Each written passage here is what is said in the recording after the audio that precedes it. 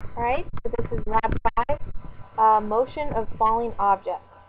The objective of this lab was to observe the motion of a couple falling objects and compare them. One would fall slower than the other, and this was because of the effects of drag. And so the purpose was to explore the effects of drag on velocity and the time it takes for the objects to hit the ground. The first object that I observed was a lacrosse ball. I uploaded the video of my friend dropping this ball from a certain height in Tracker, and the first thing I needed to do was set the axis on the first frame. So I set the origin at the center of the ball so that the ball wouldn't be moving in the negative y direction along the y-axis.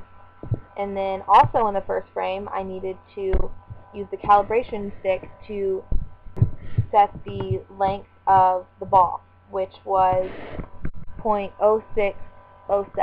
And this was to be a reference point for the video. The next thing I did was use the middle of the ball again as an average position in the first step, and continued to set that as the average position in each frame until the end time that I set. So then I played the video, and it tracked the motion of the ball and created this graph in the right hand corner of position versus time. So now that I have my tracker model and my observed motion, I need to make a computer model. To do that, I set the initial conditions of my ball position as 0 and the ball velocity at 0 because it was starting from rest. And I set the time step as 0.01 so that it would be similar to what was happening in the video. And I created a model for a ball and an arrow scale for the force of gravity. The next thing I did was use the momentum principle to find the force of gravity that was acting on the ball. The force of gravity is 9.81, and in order to find the force, I have to multiply the negative gravity, because it's pulling the ball down, by the ball's mass, which was 0.14. Because there's no drag force on this one, the net force is equal to the force of gravity. Then I used Newton's second law to find the ball's velocity as it was traveling in the negative y direction, and I used that also to find the ball's position. So I graphed it, and as you can see, the ball was moving in the negative y direction as time went on, and acceleration was increasing. So then I plotted both of these side by side in Excel, and the computer model and the observed motion were very similar and created very close data ranges. The computer model was just a little bit faster, but overall it was comparably really close to the observed motion. So that is the graph for the ball. And now we are going to look at what happens when you drop a frisbee, which is flatter, and so the force of drag will be greater on the frisbee than the ball.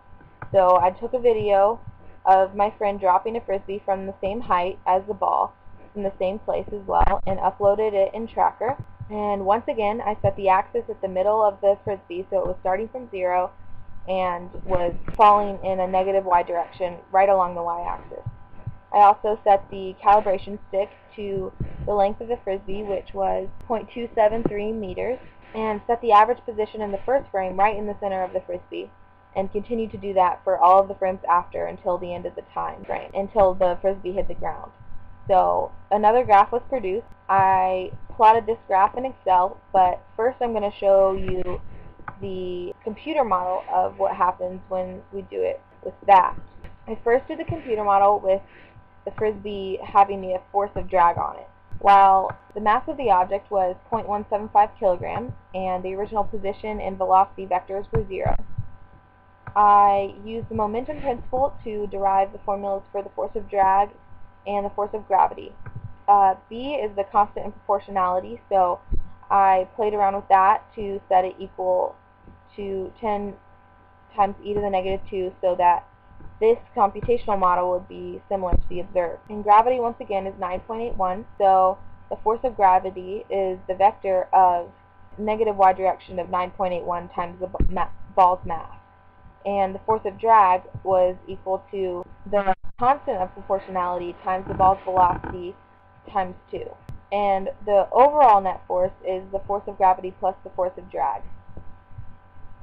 And for this object to reach terminal velocity, the force of gravity and the force of drag have to be equal to each other. So I then used Newton's second law again and found the ball's velocity and position formulas and proceeded to run this program. And as you can see, their force of drag is pushing up on the frisbee and the force of gravity is pulling down, as the arrows show. But the ball moves in a negative y direction and continues to accelerate as it moves farther down. And then the next thing I did was find the motion of the frisbee with no drag on it, which was pretty much the same thing as the ball. I just changed the mass and the time. So the frisbee without drag gave a similar model, and I extracted the data and plotted these in an Excel spreadsheet and compared the three.